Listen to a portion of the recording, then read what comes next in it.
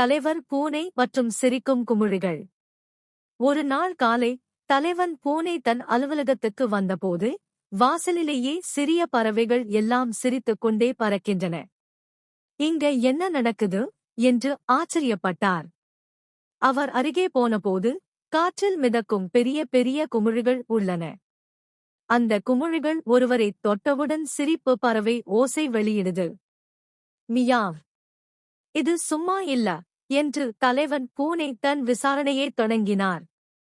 முன்னே பார்த்தால் சின்ன யானை பாப்பா டிங்கி கையில் ஒரு வித்தியாசமான பம்ப் வைத்திருந்தாள். அவள் சந்தோஷமாக சொன்னாள், நான் உருவாக்கினேன் சிரிப்பு குமிழிகள். யாரும் சோகம் அனுபவிக்கக் கூடாது. அனைவரும் சிரித்தார்கள். ஆனால் ஒரே பிரச்சனை, அந்த குமிழிகள் வேறு யாரையும் வேலை செய்ய விடவில்லையே. வாத்த ஆசிரியர் சொன்னார், நான் படிக்க சொல்லும் நேரம் குழந்தைகள் சிரிக்கிறாங்க. தலைவர் பூனை சிறிது யோசித்தார்.